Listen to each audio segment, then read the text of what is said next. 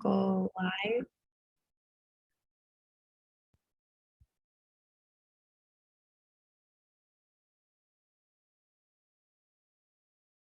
Hey, Best Agents, good morning. It's 1 minute till 11 a.m. Today we have a boot camp. As you all know, every Tuesday we have a boot camp here at Best Homes Real Estate via Zoom where you can attend, ask questions, interact, or of course you can watch here live on Facebook. Today's is even better, I say, because we have Alan himself. He's going to be going over the listing appointment. Listing 101 is the title of today's presentation, but the icing on the cake is the fact that he's going to kind of share some tips and some suggestions on how to handle the listing appointment in today's market. As we know, a listing appointment today compared to maybe the month of May or the beginning of the year was quite different. There's a lot of things that you have to start doing again so you can master that listing appointment.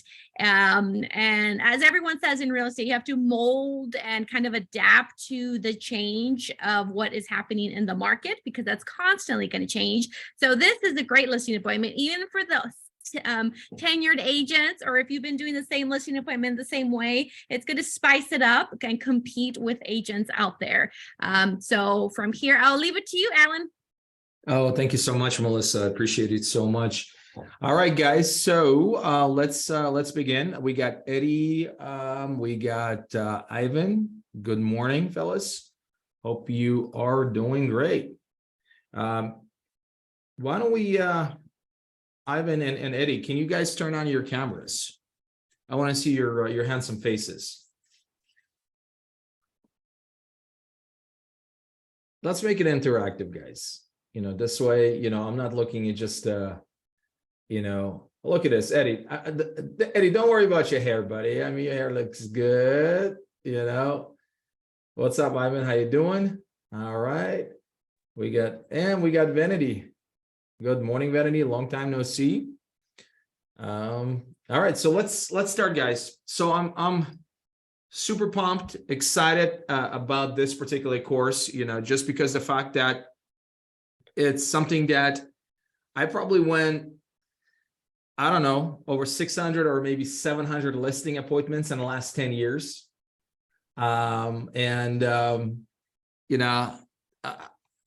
I mean, I guess I can say I've seen pretty much all of it, but probably most likely not, but there's a lot of things that I've been through as a listing agent. And I want to share those things with you guys, and hopefully it will serve you when it comes to your listing opportunities that you guys are working on. So let's start with the presentation. Today's workshop agenda: key steps at listing appointments, listing management systems, creating raving fans, and Q&A session. All right, guys, why do we want more listings? Why do we want more listings? What's the reason why agents should be focusing a lot of their attention on obtaining listings? I would say to leverage the listing, you can hold open houses, door knock the neighborhood, and find buyers through those stuff, or sellers also. Oh, I agree with you. Absolutely. For me, listings equal leverage, right? Because if you think about it, when you're working with a buyer, one of the key value propositions that you're offering to that buyer is the fact that you have to be available to go out there and show homes, correct? Can you do it remotely? Can you do it remotely? Can you show homes remotely? No, right?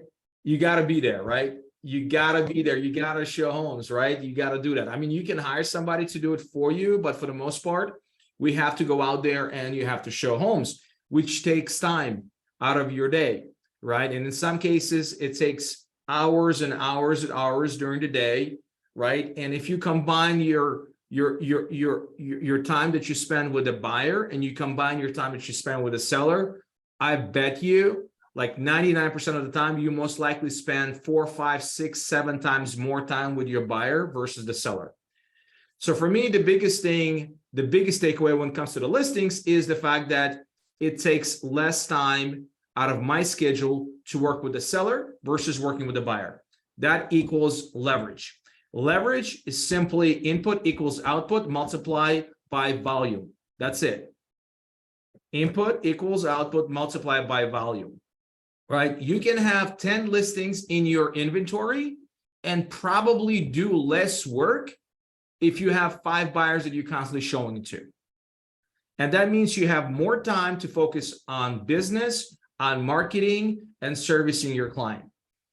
Also, with the listings, as you guys can see, 80%, sometimes even higher, but let's say, for example, it's 80% of the sellers, they got to have a place to live. They're going to be buying. Some of them may be renting, but most of them are going to be buying another home. What does that mean? That means that there's an opportunity for you guys, not only on the listing side, but also on the buy side. So those are the 2 commission checks.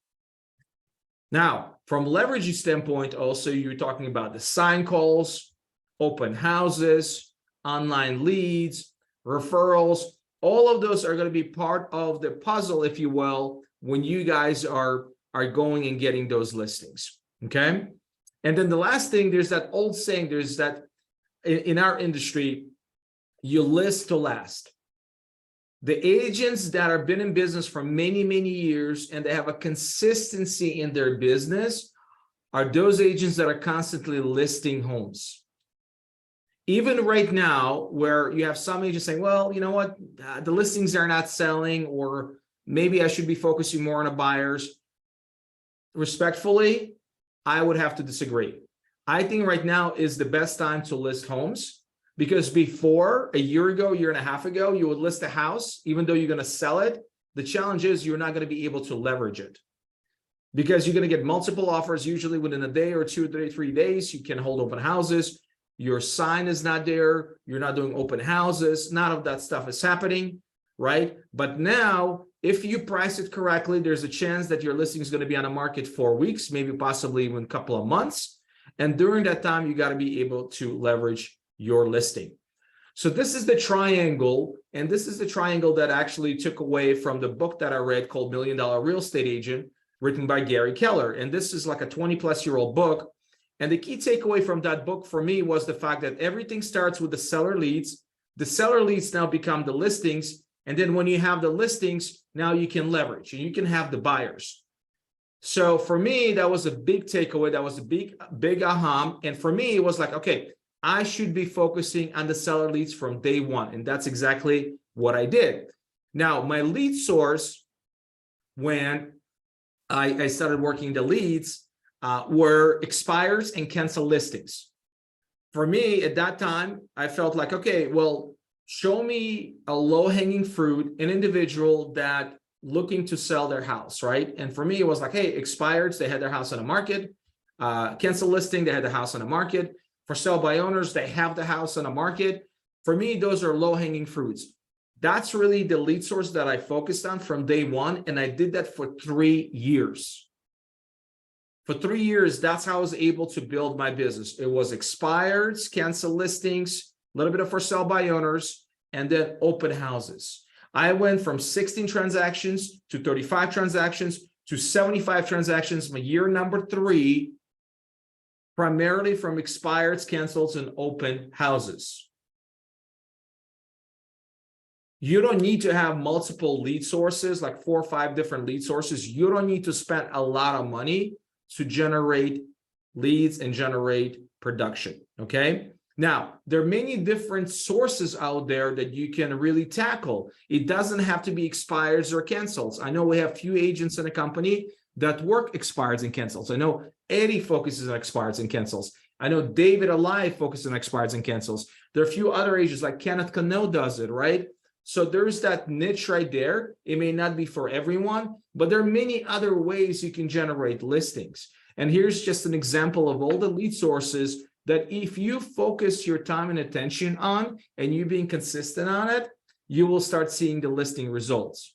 All of these sources right here, including the buyer leads. Okay, so now let's say, for example, you're generating seller leads, you came across the seller,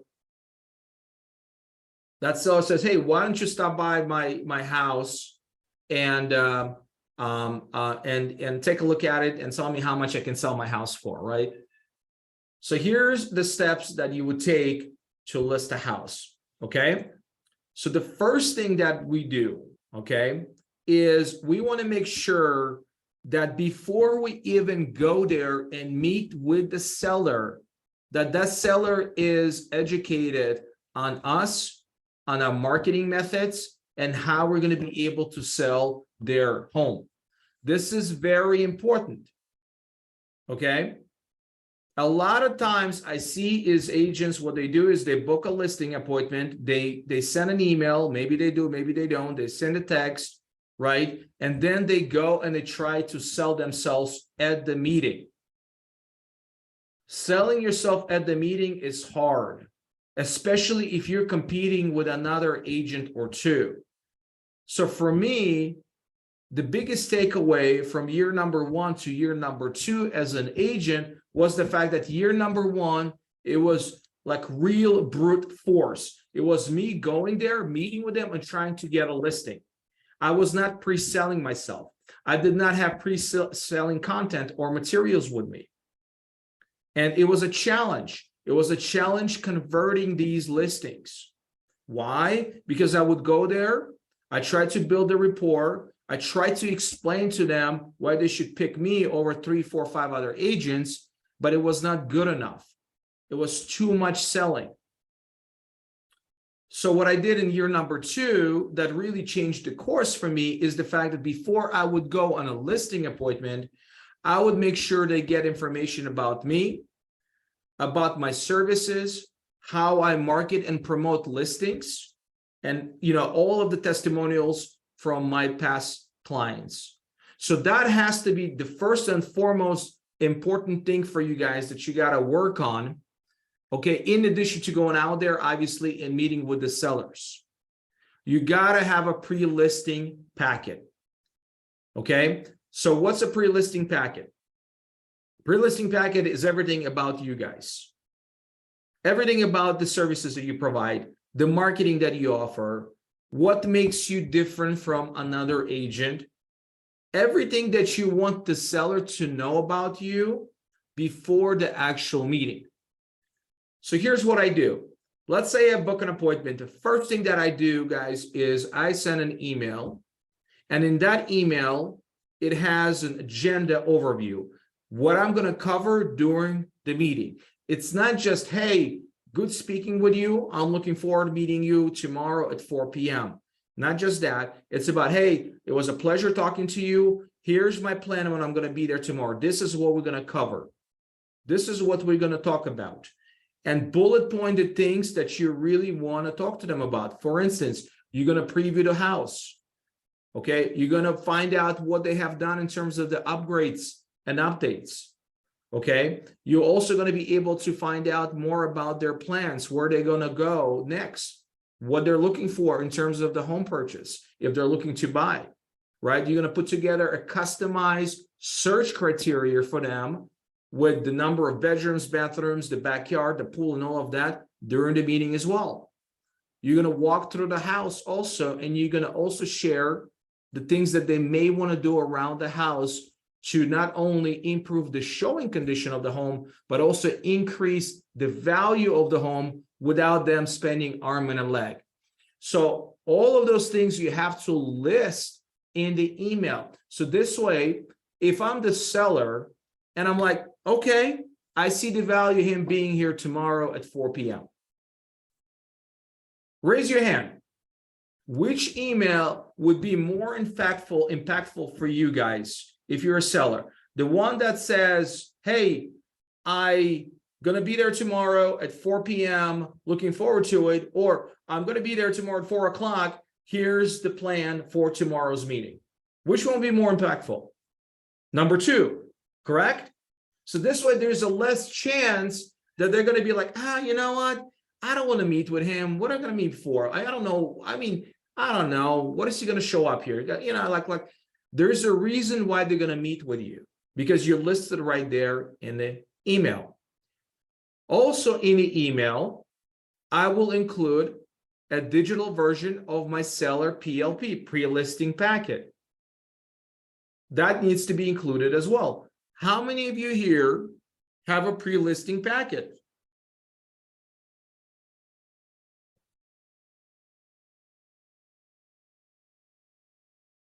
Gotta have one. We have to have one. As a matter of fact, we have one available for you guys. All right. We can print it out through a title company. You can have the entire thing. Okay. You can get one of those folders, or you can make it very fancy and get a really nice binder, whatever works for you guys. But you gotta have one of those constantly with you, not only electronically or digitally, but also one physically in your car. I always had one available with me, either in a car, in my briefcase, and also in my office. They were there all the time. But digitally, you got to have one, right? Also, video links to your client testimonials. Why is that important?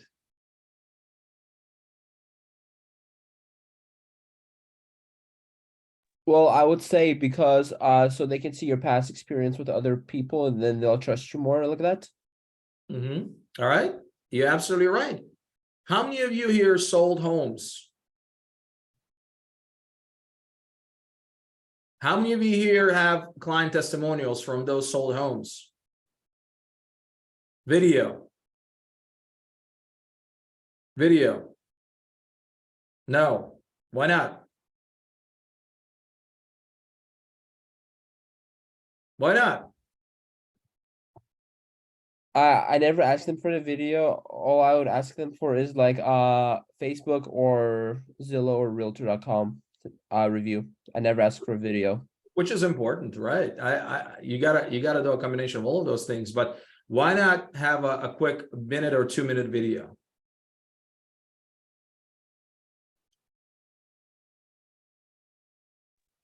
Which one is more impactful? The video. A text or a video? A video. Which one is more real? Video. Right? Which one will speak to the audience? The video. Okay. So I'm gonna share with you guys a little trick. Okay, it's a little hack. Okay, and I know sometimes it's tough to get a video. Not everybody wants to be in front of camera, unless of course you're Vanity. Vanity Buddy did a great job yesterday.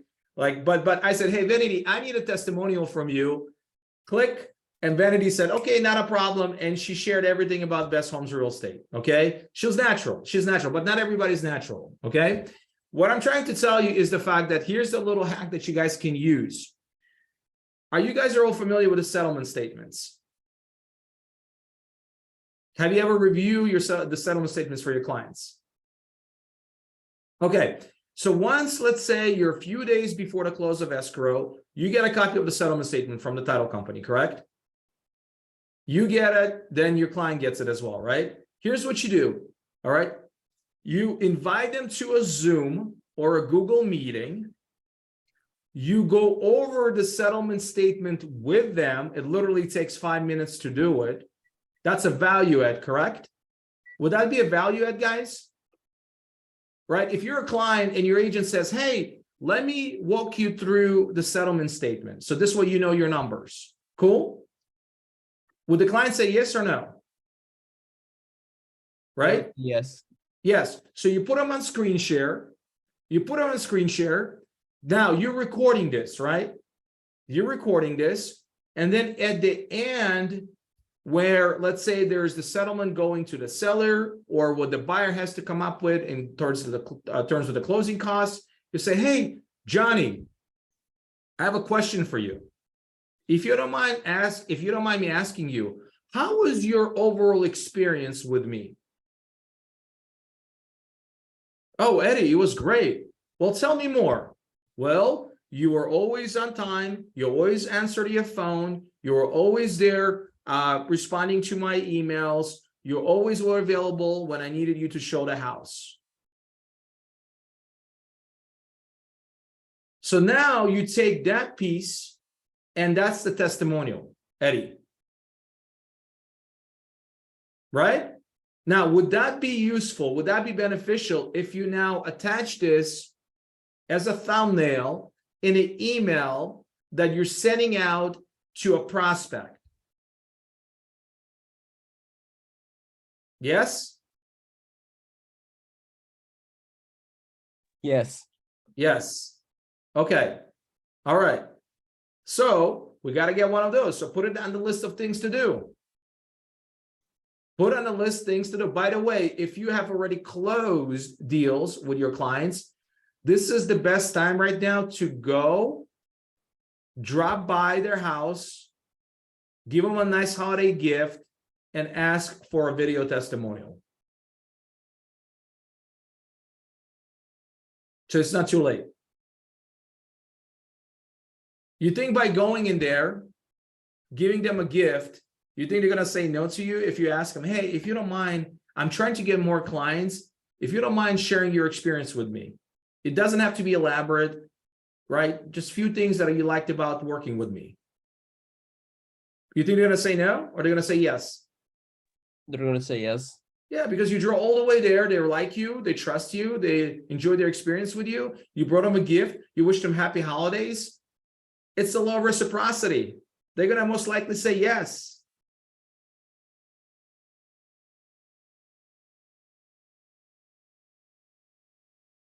So that's one thing that you guys got to do. Okay, because that's what's really going to pre-sell you to the prospect. Testimonials. Now, for the agents that are brand new that have sold any homes, what can you do, guys? What can you do?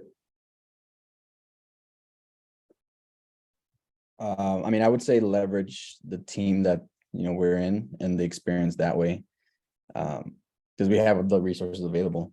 Correct. So grab testimonials from your team lead, from your success coach. Okay. Also, what you can do is get a testimonial from somebody that you work with, maybe a friend, maybe a colleague, somebody who can speak highly about your character.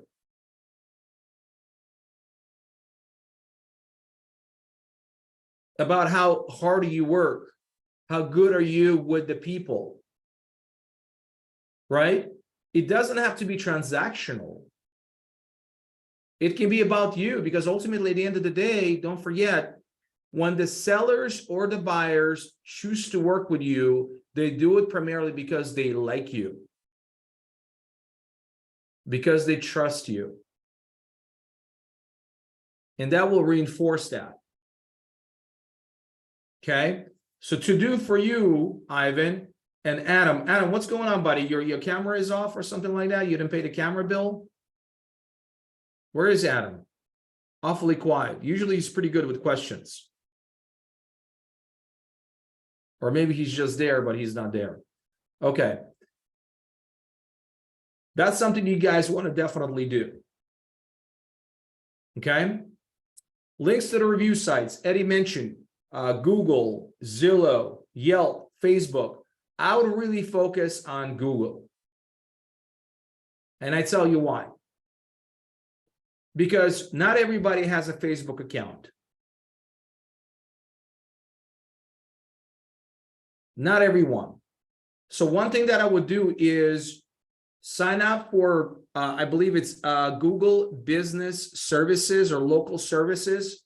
We'll give you the portal to the business page where you can add pictures of your clients. You can add videos of your testimonials and redirect every single client to that page so they can review it. Here's another thing that you want to do. Buy yourself a custom domain name. Let's say it says 5 stars for vanity. 5 stars for vanity. 5 stars for Eddie. 5 stars for Ivan. 5 stars for Adam. 6 stars for Melissa. Okay? And now use that use that for them to go into the Google reviews, like link it to the Google reviews. You can do the same thing with the link tree if you want to. You can get a link tree that has reviews for Google, has reviews for Facebook, has reviews for any other places, maybe your website or whatever that is, a link tree. Okay. But all of this has to be included, guys, not only when you're working with the seller prospect, but also with the buyer prospect. We have to be able to stand out because there are so many agents out there. And if we don't do this consistently, we may lose business. And each listing can cost you $10,000, $15,000, $20,000 commission check. Each buyer opportunity can cost you $10,000, $15,000, $20,000 commission check. And that's, by the way, from the first transaction. That's not even including a long-lasting type of relationships that you may have with them, because on average, the seller or the buyer typically buy every 5 or 6 years. So if you're going to be in business for the next 20, 30 years, that one seller can work with you 3, 4, 5 times. That's not even including them referring business to you. Any questions about the slide?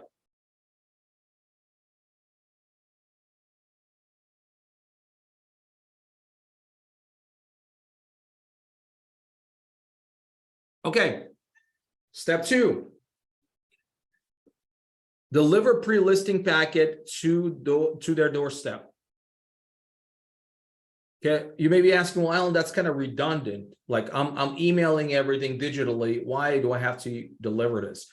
Because when somebody actually sees it and touches it, it's a different effect when they're just getting it in an email. Here's the problem with emails, and I deal with this on a daily basis.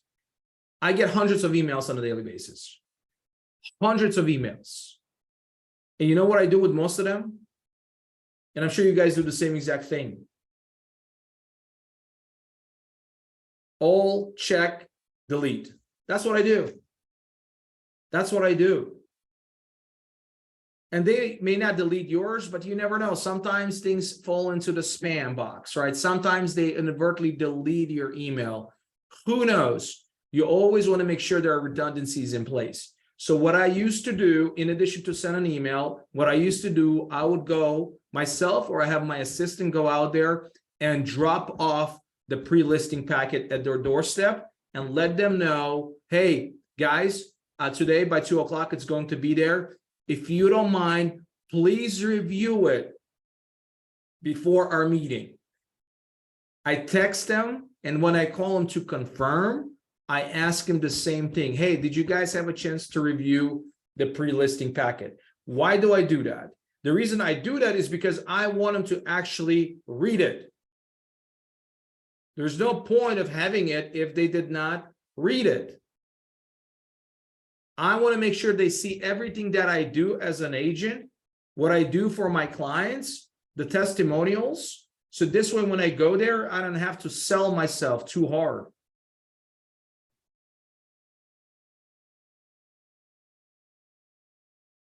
Okay. So what's included? Cover letter with your information, meeting agenda, your business card, explanation of your home selling process, marketing collateral like just listed, just sold postcards, flyers, property brochures, 200-step selling action plan, client testimonial reviews. The more stuff you provide, the better it is. Now, you don't have to start with all of these things. I did not start with all of these things. And I don't want you to overthink this in a way where like, oh my gosh, I got to get all of this stuff. No, start with 1 or 2 or 3. We have the resources within the company where you can obtain a lot of this stuff right here, guys. We have the resources.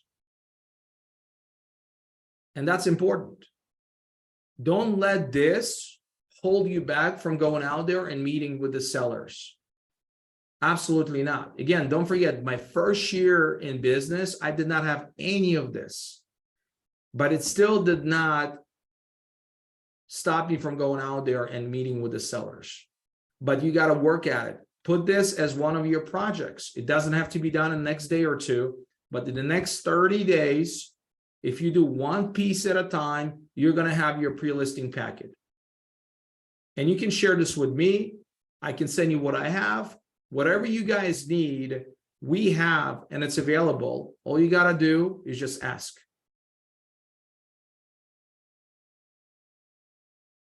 Step number 3. Text them the video that day, okay? So in addition to the email, in addition to dropping it off, the pre-listing packet, this is what I usually do. I drop off the pre-listing packet at their doorstep. I'll do a quick video, say, hey, John and Mary, this is Alan, your real estate agent. I am looking forward in meeting you tomorrow at 4 p.m. By the way, I'm standing right next to your house. I just left my pre-listing package so you guys can review it before a meeting. Please review it so this way you may have questions or whatever you need during our meeting that we can address. That's the video. I text that video before, again, so this way they know that I dropped off the packet. Okay, and again, it makes it more personable. Step 4, follow up with a phone call or text the day before the listing appointment, confirming an appointment, confirming that they have reviewed the PLP, right? Again, if they haven't reviewed it, make sure you explain to them it is very important that they do it before the meeting. By the way, it's the same thing when you send them an email. Hey, by the way, I sent you an email. Did you have a chance to read it? Please make sure you read it. All right, we need to guide them through the process. Step number 5, text an hour before letting them know that you're on your way and looking forward to see their house. Again, it's not, hey, John, this is Alan, just confirming our meeting. No. Hey, John, this is Alan. I am on my way. I am looking forward seeing you and Mary at 4 p.m. and checking out your house. I'm on my way. I'm not confirming anything. I already confirmed.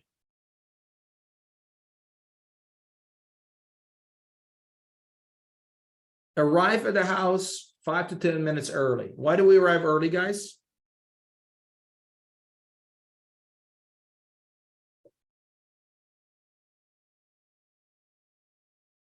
Why should we Well, it's like arrive a job early? interview. I'm sorry? It's like a job interview, first impression. Yeah. Well, not only that, I mean, I've been to the situations, and I'm sure you can all relate to it, where you're like, you're late.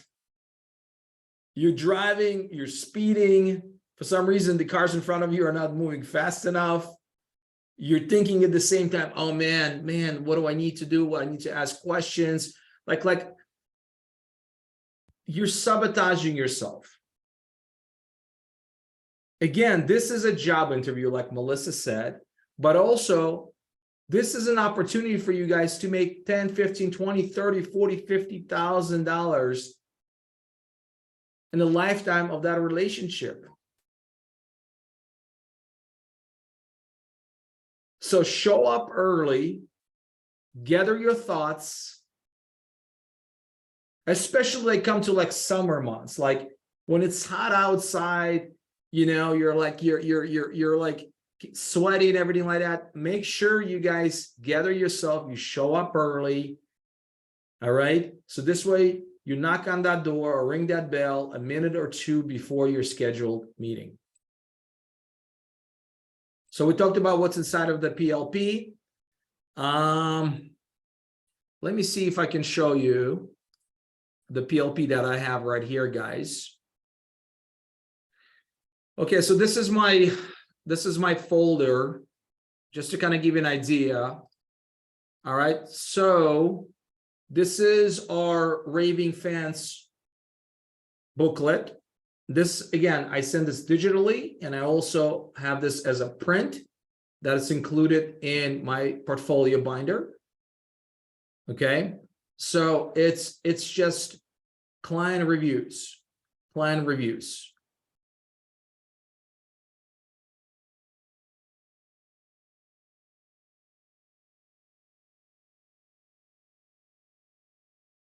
So that's included.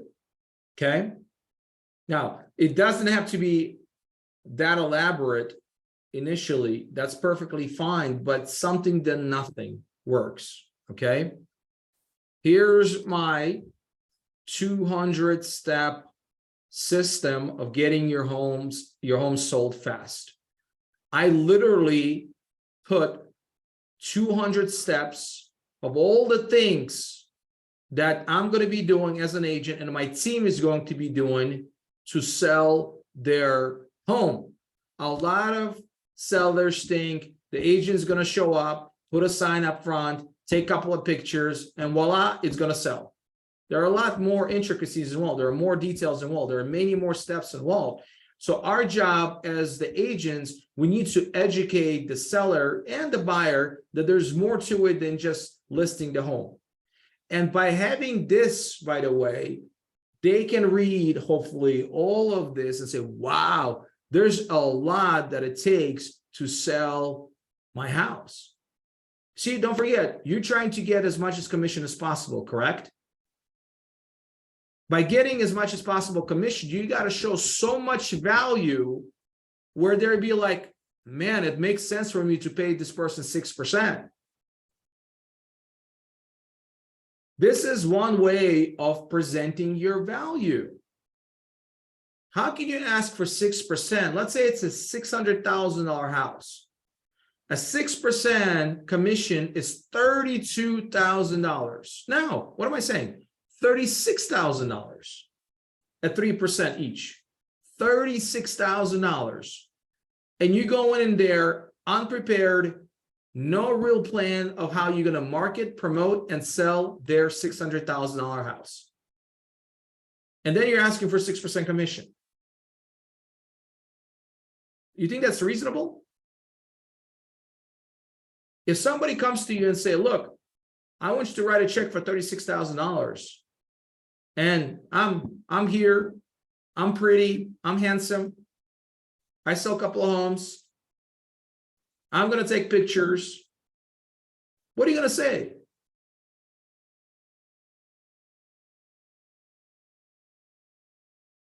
Like I had sellers literally asking me, hey, can you elaborate on the item number 54 or 53? But it was a very small percentage of sellers, very small percentage. Most of them, when they look at it, guess what? They're like, oh my gosh, there's so much this guy does. And they see value in that. Okay? So all of these things right here, guys, all of these things.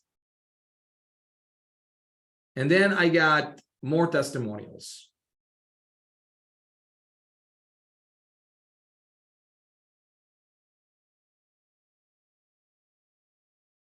So every time you're meeting a client, when you're handing out the key, what do? You take a picture with them. Why? Because now you can repurpose that picture in so many ways.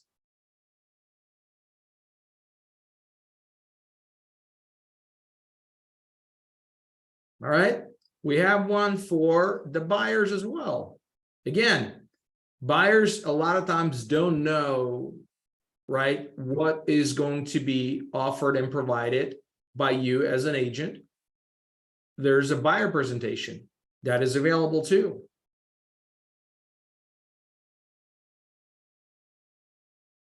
But these are like the basic stuff right here, guys. But you want to have this just because the fact that if you don't, the challenge is you're not going to be able to stand out.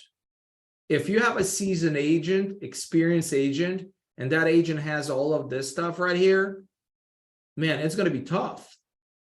It's going to be tough for you to stand out. So don't sabotage yourself. Work on this. Get it going. It doesn't have to happen overnight, but work at it. Okay? Any questions about this, guys? No? Okay, awesome. All right. So when you arrive,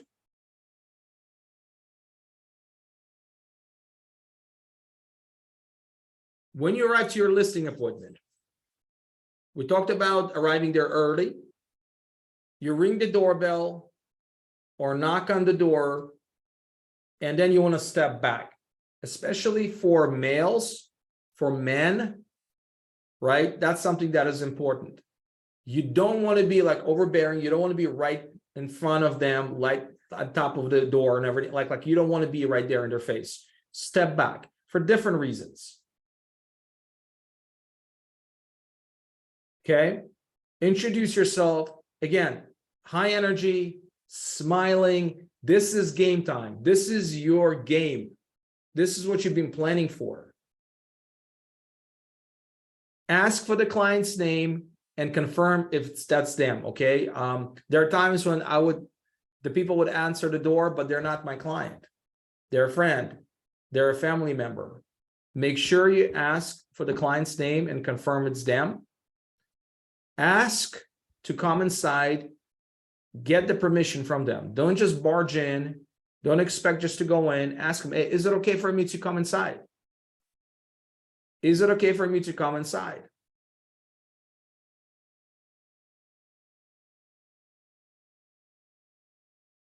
Next step. Look for the table where you put your stuff next to. Again, the keyword is table. No couch. This is a business meeting. Do you know how many times I had sellers that say, oh, why don't we sit down at the couch? No. You know what? Let's go to the kitchen table, dining room table. This is a business meeting. Keep it very professional, but at the same time, don't be robotic. Don't be too professional where there's no normal human interaction. The next thing is you ask him to show you the house. So you don't sit at the table, you don't sit at the couch, you don't talk business in terms of the comps and commissions and marketing. The first thing is, hey, show me around. I see you have a beautiful home. You mentioned to me over the phone, you've done a few things. Can you show me your house? And you want them to actually tour with you. There are going to be situations where they'll be like, oh yeah, why don't you look around and come back? No. You know what? You live in this home, like you know your home, like the back of your hand. I want you to educate me and show me what you have done. Sell me on your house. Sometimes I even joke. So you know what? Sell me on your house. Be an agent for the next 5-10 minutes and sell me on your house. And they're like, oh, sure. Yeah, absolutely. Yeah, well, yeah, I'm going to sell you on my house. Perfect. So you're walking now in a house. You're taking notes. I always had with me either a notebook or a planner with me, and sometimes you need something, whatever you guys use. I used to use one of these. Doesn't really matter, whatever's convenient for you, but I would have it with me, and every time they would say something, I would take notes. I would take notes on number of bedrooms, number of bathrooms. I would take notes what they have done to the house. I would take notes on who the builder was, HOA, subdivision, whatever it is, I'm taking notes. The reason I do that is, again, I want to show that I'm there to learn. I'm there to make sure that I don't I know everything about the house. But it also shows the professionalism on your end. Number two, when you're walking through the house, you're not sitting, you're interacting, you're asking questions, you're complimenting. You're seeing for something where you can find some commonalities, something in common, whether that has to do with kids, sport activities, golf, maybe fishing, maybe hunting, maybe some sort of a collection, whatever that is. Look for those commonalities. It allows you to ask questions and build a rapport. This is a very important step. You're building a rapport because, again, the sellers are going to work with you because They like you, and you got to be able to earn that. And that usually happens by you being you, by you smiling, asking questions. And every time you ask a question, it's got to be a nice question. Even though you know the answer to that question, you still ask the question. Why? Because you want them to get their guard down. You want them to feel like they're talking to a friend. Compliment. By the way, this is not the time to criticize their house, criticize on things, or share your opinion on things that they want to do around the house. Absolutely not. Not a time.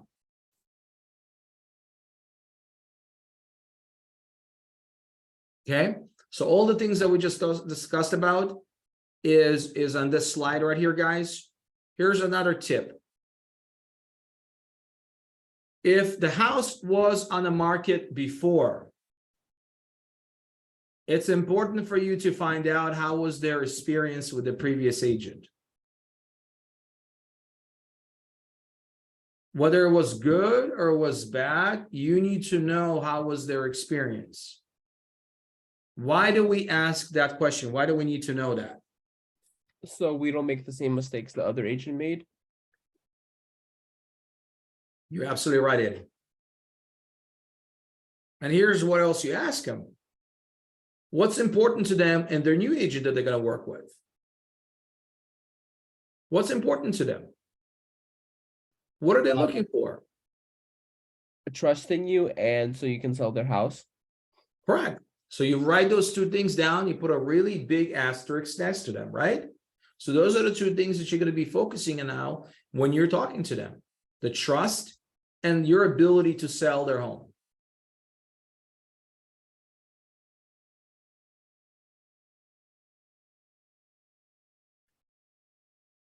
Make sure you take notes who is actually doing the talking, who's leading the conversation. That's important as well, because most likely that individual is going to be the decision maker. So that means that more attention has to be towards that person.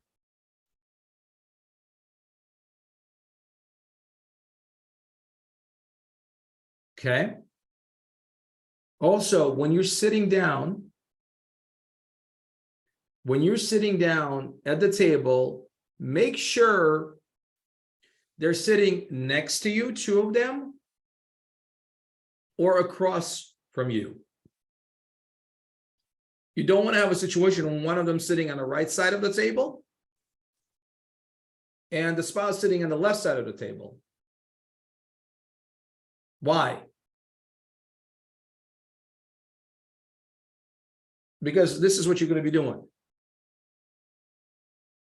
And from my experience, here's what typically happens. You just focus on one person and the other person feels neglected.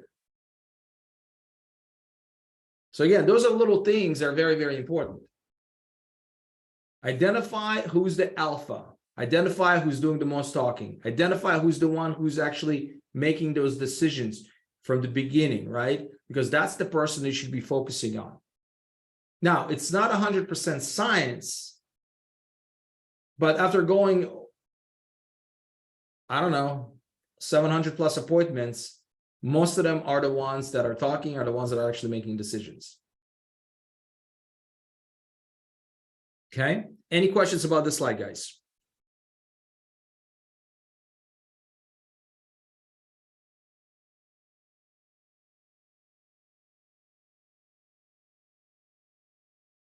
Okay, so they already have a pre-listing packet. Now you're basically doing the same thing by just going over the things using the deck. So you have a pre-listing packet, right? Which is very similar to deck. It has the things that you listed, what you're doing marketing wise, how you're different, what does your process look like, the reviews. All of that is that can be 4 pages, can be 10 pages, can be 15 pages. Okay. But you got to have a deck, in my opinion. Again, just another way of showing your professionalism and the fact that you're thorough with your approach when you're trying to sell a listing. Visual is very important. Again, it doesn't have to be a PowerPoint presentation. You can just use your pre-listing packet. But again, you want to go through some of these things. As a matter of fact, there are times when I said, hey guys, I know you had a chance to review the pre-listing packet. Any specific things that you want me to touch on or go over with you in more detail that you were not clear about? And they're like, yeah, you know what? We had a question about this or that. Or usually right away, they're like, yeah, we want to know about how much you charge, your commission, which is great, by the way. If they don't have any questions about my marketing, about my experience, and they're going straight to the commission, that means I already pre-sold them on all of that stuff. And I have to deal with it. So I say, hey, you know what? Depending where you at, by the way, if this is in the beginning stages of your presentation, I said, hey, that's a valid question. I actually have a slide for you that is available. It's going to be probably 4 or 5 slides down the road. Is it okay for me to address that after I finish going over these things with you? They're like, yeah, absolutely. Great. Awesome. If this is almost at the end of our presentation, so you know what? That's a great question. Let me ask you this. Assuming that we agree on the commission, do you feel like I'm the agent to get the job done? Do you feel like that I'm the agent that can sell your house? Based on everything that you looked at, assuming that we agree on commission, do you feel like I'm the agent to sell your home? Why do we ask that question? To see if we're a good fit for each other, because not always we're going to be a good fit for each other. To find out if they actually want to work with you or not. And you're isolating the one thing. Assuming that we agree on commission, do you feel like I'm the agent to sell your home? That means they feel good about everything else. They feel good about your ability, your capacity to market, promote, and sell their home. The only unknown right now in their book is that commission, correct? So that's a good thing. If their response is yes, great. Now go through the commission. If their response is no, I have another question. Now it's like, okay, so what is your question? What is your concern? Or what's holding you back? I usually ask by saying, hey, what is holding you guys back? Is there anything in particular that I was not able to address? Or the marketing materials that I have were not able to address? Smoke them out. You need to know the answer. There are many times that I left the listing appointment without really identifying what's really was holding them back or stopping them from making a decision. And guess what? I assumed it was something else, but it was different, and I would lose those listings.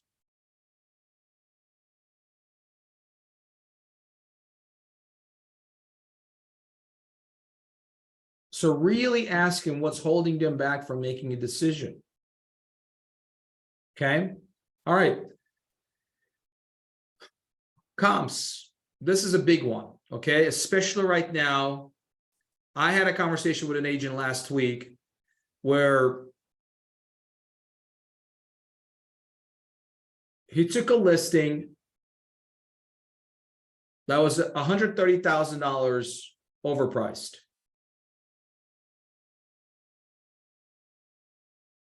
$680,000 listings where the comps are between 540 and 550.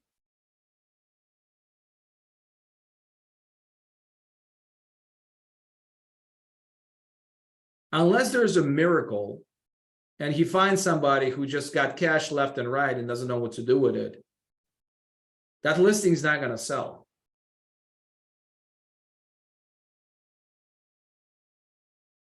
And that agent, by the way, doesn't have an experience in listing homes.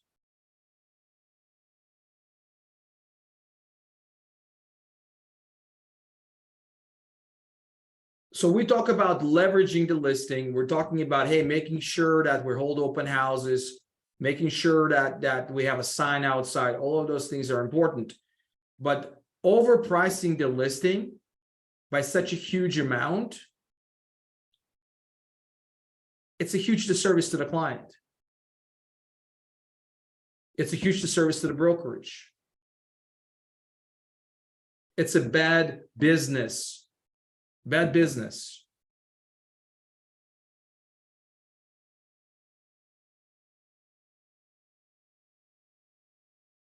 So if you're a new agent, or if you're an agent that hasn't listed houses for the last 8 or 9, 10 months, before you go on a listing appointment, before you present your comps,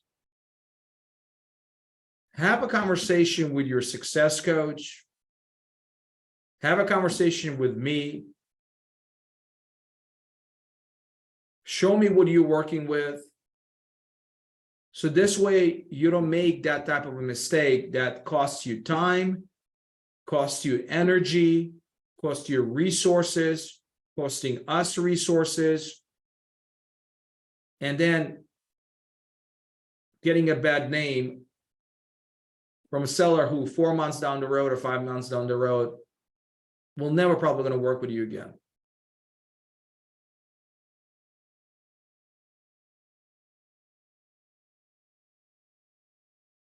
We run comps right now based on what is currently on the market, based on what has recently closed, maybe 2-3 weeks ago, 30 days. Even at that, we have to be a little careful, very careful, by the way.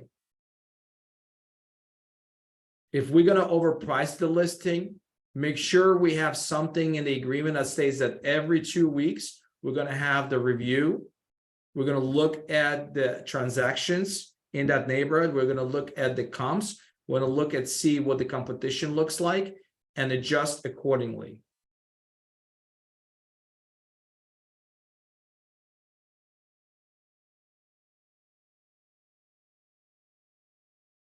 You don't pick up the listings just for the sake of picking up the listings. You got to know your comps, guys. And if you don't know, talk to us, run it by us, send data so we can analyze it on our end. We're not 100%, but at the same time, having somebody else to look at it, right, and say, you know what, this is where we need to be, makes sense. I'll give you an example. And unfortunately, David Alayev is not on this call, but David listed a few homes from expireds and cancels. They're all priced high. Him and I had a conversation. We went over those listings. He went back to the sellers. He slashed the prices on all of them. And guess what? 2 of them or 3 of them already under contract. Had a conversation with our top producing agent, Marge from Prescott. She had a listing that was on the market for 45 days, was not selling. I advised to lower the price and articulate it in a way where the seller gets it. She lowered the price, and 3 days later, she had a showing, and the house is under contract. So pricing the listings, ideally from day one, is critical, is important. But if you do have a seller that wants to test the market, make sure there are timelines in place and make sure you put those timelines in the agreement. That after 15 days or after 30 days, we're going to be lowering the price. If you don't have a seller that wants to play ball with you, if they're not serious, if not motivated, and I know sometimes motivation changes, you're going to think twice. You got to think twice before you waste your time, your energy, and resources on picking up that listing, especially if you cannot even leverage that listing.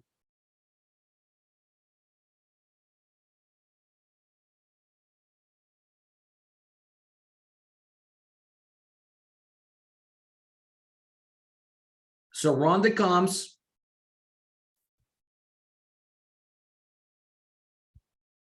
You're pulling active comps.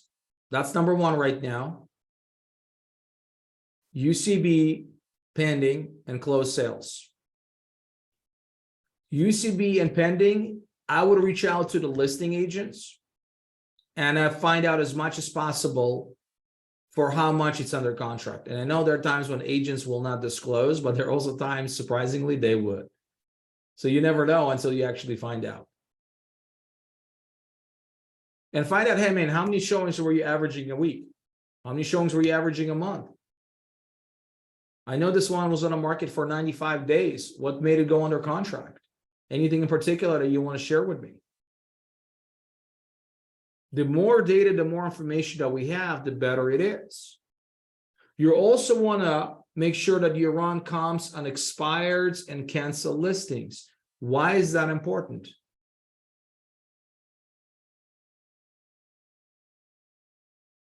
It's important because you want to show the seller, hey, Mr. Seller, Mr. Mrs. Seller, if you price it here, this is going to be the outcome. The outcome is going to be an expired or a canceled listing.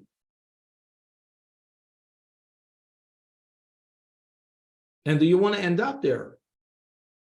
Do you want to spend next 3 months making your house look nice?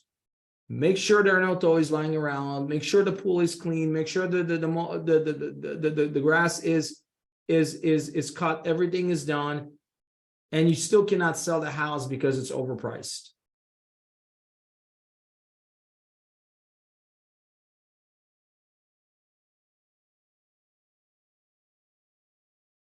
Also, when you're pulling the comps, make sure you stay within a subdivision, especially if you're got a listing in a subdivision. Make sure you focus on that subdivision. When you're running comps, make sure you, like if you have a 2-story house, a listing opportunity, make sure you comp to other 2-story houses. If it's a 1-story, make sure you come to another 1-story. Make sure you also look at what Zillow's got as a Zestimate. If they still have it, I've seen a bunch of them that don't have Zestimates anymore. But see what Zillow is offering as a Zestimate, if they do offer that. Why is that important? Because most likely the seller is going on Zillow and checking how much his or her house is worth. Same thing with Redfin. Look at Redfin.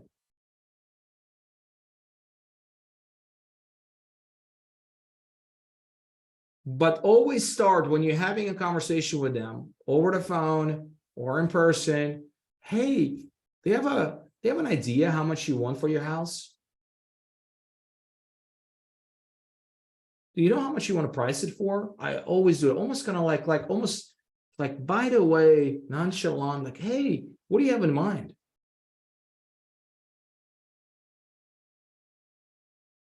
Find out what they want for it. Now you're like, okay, it's overpriced because you ran the comps, you learn what's going on in the neighborhood. Like now you know, okay, we're about $20,000 apart or we are $100,000 apart. Ask those questions ahead of time. Okay, most common seller objections that we get. I have to think it over or sleep on it. Get this quite a bit. What's your commission? How are you different from my previous agent? How are you going to market my home? How many homes have you sold? By the way, like all of this right here, if you have a pre-listing packet, that answers those questions. This right here, if they ask you this question, that's a good question. That means that everything else they're good with for the most part. This right here is a tricky one.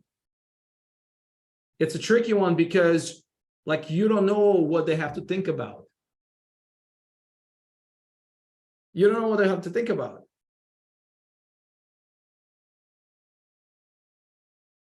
So how do we answer this? Or how do we address this objection right here?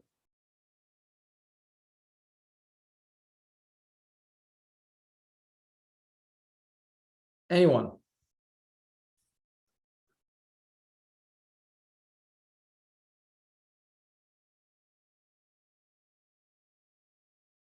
Well, listen, I mean, here's how I address it, right? And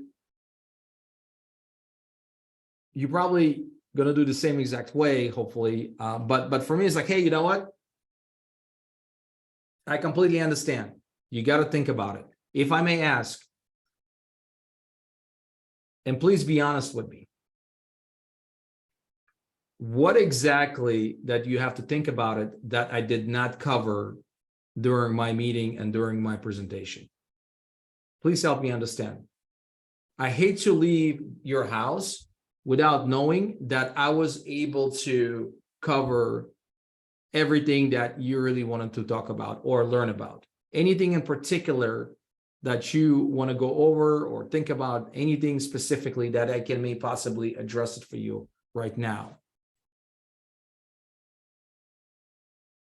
And please be honest with me. And usually they're going to say, well, no, it has, you know, it has nothing to do with you. It's just us. So, okay, all right, cool. Well, what exactly, you know, information or anything that again, I did not address that will help you to make a decision right now versus a day or two from now? Well, you know what? We're not sure about the commission piece of it. Well, what do you mean by that? Well, we want to get as much as possible from the house. Okay, well, how much money do you have to get from your house? Well, we need to clear $150,000. So right now you have to reverse engineer and see how you can come to $150,000. Okay, well, how much is your mortgage? Well, our mortgage is $250,000. Okay, so $150,000, that means that's $400,000. $27,000 is going to be commissions, and then $3,000 in closing costs. So we need to sell your house for $430,000 then. So we listed right now at $450,000, right? So if we sell it for $450,000, that means you're going to walk away with about $165,000, $170,000 in commissions, correct? Well, yeah, that would be great. Awesome. So did I just address your concern? Well, yeah. Okay, great. Let's get the ball rolling. By asking those questions, by identifying what's really holding them over, what's really stopping them from making a decision, is going to give them that, is going to give you that opportunity to get that business or lose potentially that business. Because there are many times when I would not dig deeper, right, and really identify what's holding them back, what's stopping them from making a decision, and I would lose that relationship or that listing. Okay. Okay. So some of the tying down or closing deal questions, right? Hey, are you ready for us to start showing your home? Like you went through a meeting with them, presentation with you, and you're like, you know, you're sitting there saying, hey, you guys, so are you ready for us to start showing your home? And they're like, yeah, awesome. Well, let's get the ball rolling. So you take out your paperwork and have them sign it, right? Another way is like, hey guys, assuming we agree on the commission structure, do you feel like I'm the agent to sell your home? Again, if they are presenting the commission question for you. If it's a marketing question, it's like, hey, assuming we agree on the marketing strategy to get your top dollar for your home, do you feel like I'm the agent to sell your home? These are all tie down questions for them to say yes or no or maybe. These questions have to be asked. Because once you meet with them, once you present your case, there's got to be a closure. And the closure is you got to close the deal. And you can close the deal by saying, well, what do you guys think? Or you can say, hey, are you ready for us to start showing your home next week?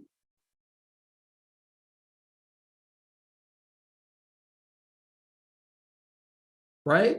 So having these questions as part of your pitch at the end is going to help you to lead that person in making a decision, because at the end of the day, a good salesperson, and we're all in sales, by the way, a good salesperson is someone that does a great job, okay, of influencing, right, and instructing someone to make the right type of a decision. Ultimately, at the end of the day, we are asking them to make the right decision. They have to make a decision whether they want to work with us or not. It's not about selling. It's about helping them to make the right decision to choose you as their agent. And we got to lead them to that. And we lead them to that by asking them questions. Based on what we have done today, based on what everything you saw today, based on the marketing and the process and the systems and the services that we offer to you guys, do you feel like I'm the agent to sell your home? Yes, great. Well, let's get started. Let's get the ball rolling.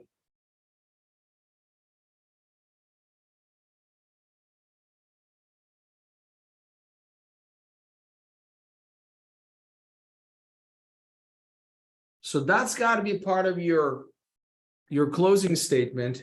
At least that was for me. Because initially I would just go and I will do my thing and I will be just like, so what do you guys think? Do you wanna move forward? And they'll be like, no, we got somebody else, or we got this, or we got that. Right? Act like you got this deal. Act like you know what, they're gonna go with you. Act like you know what, you are there to sign the paperwork.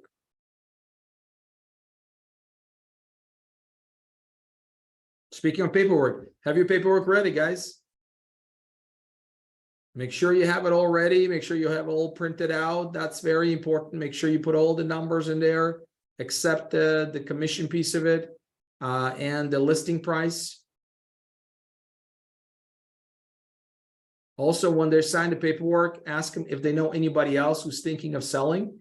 Maybe their neighbors, maybe their friends or family members. That's important. Also ask them, once you get their listing under contract, ask them again for a referral. Always ask for the referrals, guys, because again, you never know who they know that is looking for an agent. Now you got your listing. Again, make sure you start leveraging it to as many people as possible, whether that's socials, recording a video on it, holding open houses, your database, whatever that is. Now is the time for you guys to make 1, 2, 3, 4, 5, 6 commission checks out of one listing. It has to happen. You cannot just list a house and wait. You have to take a listing with an arrangement that you can hold open houses. If you take the listing, all right, make sure you promote it to everybody in your database. Make sure you post it on social media. Make sure you do a video tour. Make sure you do all of those things. Those things have to be done with every single listing. How do we service our clients? This is where we see also agents right now are struggling with, is the fact that they list a house, nothing happens for weeks, and now the seller is like, hey, what's going on? Are you alive? I haven't heard from you.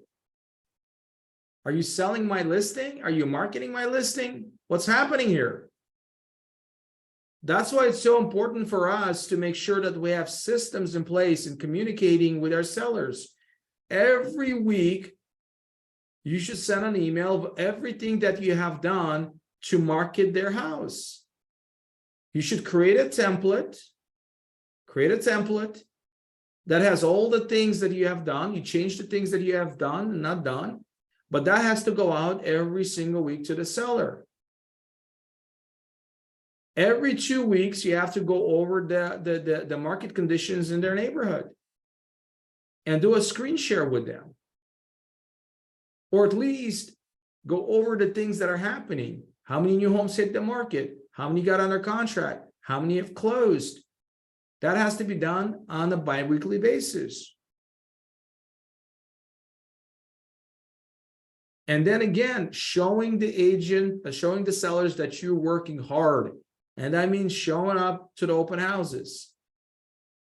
That means door knocking. That means sending out flyers in the neighborhood. The seller has to know and has to see that you're working to sell their house.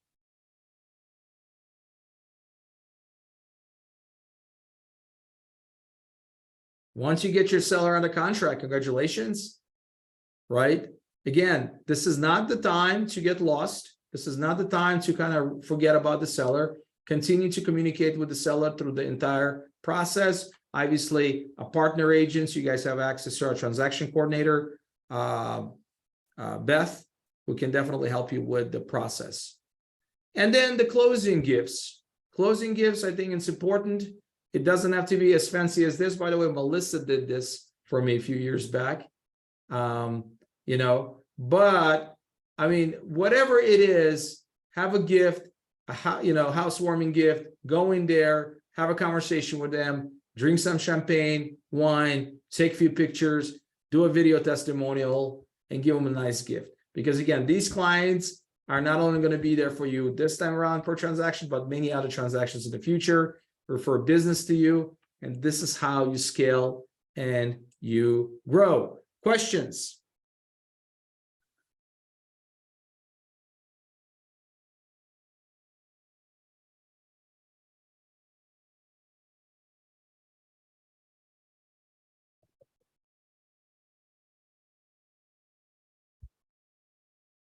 Any questions, guys?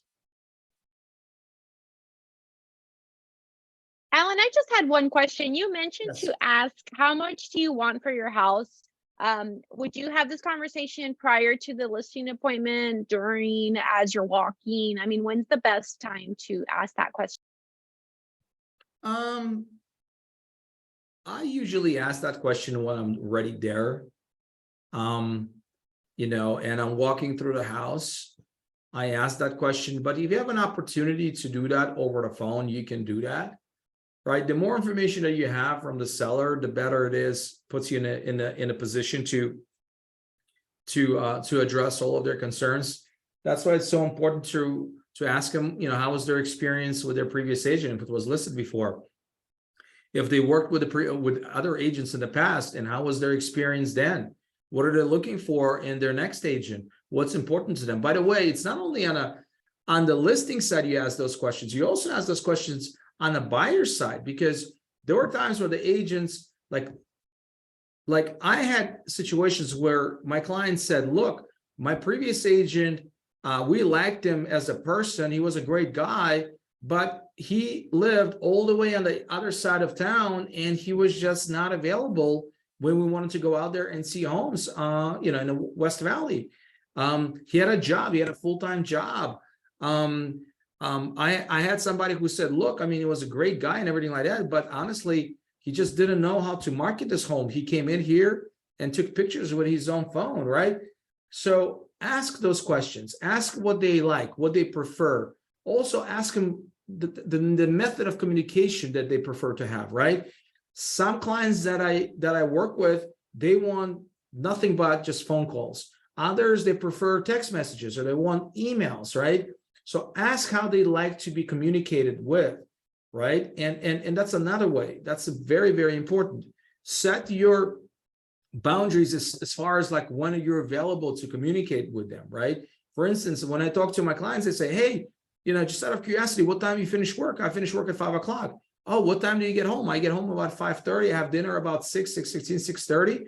And then after that, what do you do after that? Well, I just relax. I play with my kids. I spend time with my wife, this and that.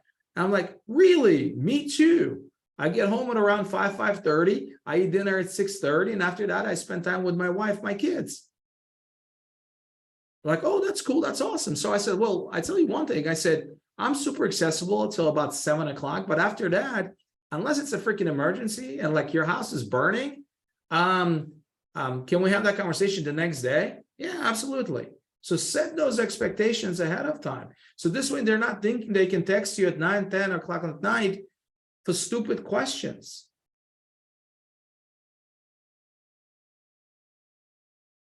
Right?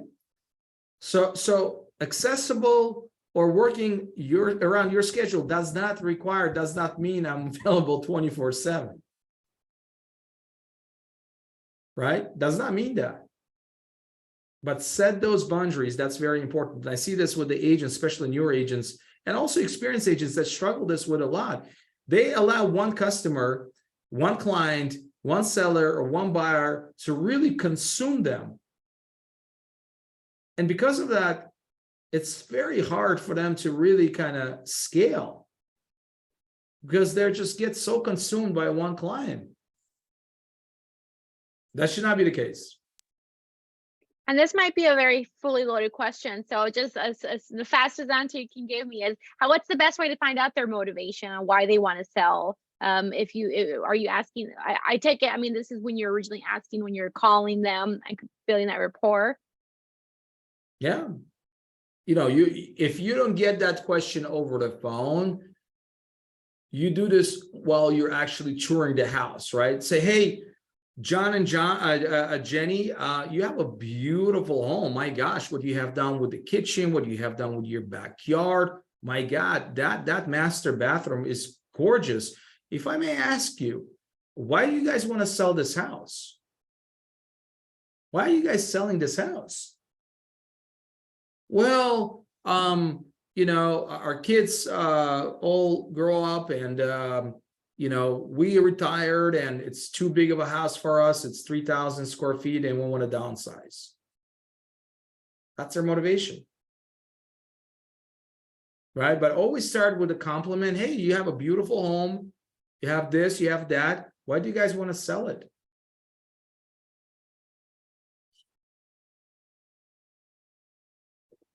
A little note on the motivation. Keep in mind, guys, motivation can change. I had situations where the seller said, if I don't get this price, I'm not going to sell. And then they found that beautiful home in their ideal neighborhood. And then they're like, can we just lower it by 50 grand so we can just unload our house? It happens. Right? So motivation can be tricky. Just kind of fill them out and see if they're real or not, you know, but again, these are all questions that you got to ask when you're having conversation. Ideally, during the meeting, you know, you want to make sure that they do like about 70 to 80% of talking and you're doing 20 to 30% of talking. You want to make sure they talk as much as possible.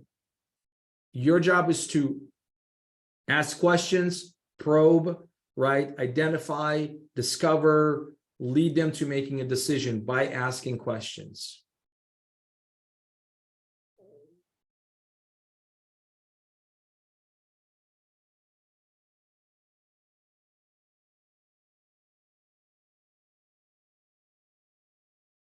Cool.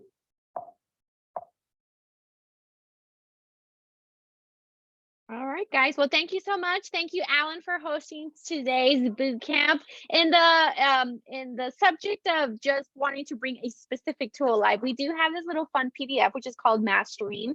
And it's just something you fill out. I'm going to kind of reshare as much as I can, but the subject, the notes, and then in the back, we kind of implement something specific, which is specific steps to take, #implement. So if you guys don't mind, can I poke your brains real quick on something that you're going to implement after today's workshop? So, or boot camp, there's a lot shared, but the first thing I need to do is X. What was it for you, Vanity? Right now, I'm going to focus on getting reviews from my past clients. I actually text a few during this meeting. There we go. Perfect. And how about you, Ivan? I am going to do the PLP, pre-listing packet. I have some of the content, like the 200 question packet that I picked up from the office, but I'm going to build like my own customized and just get that going. Perfect.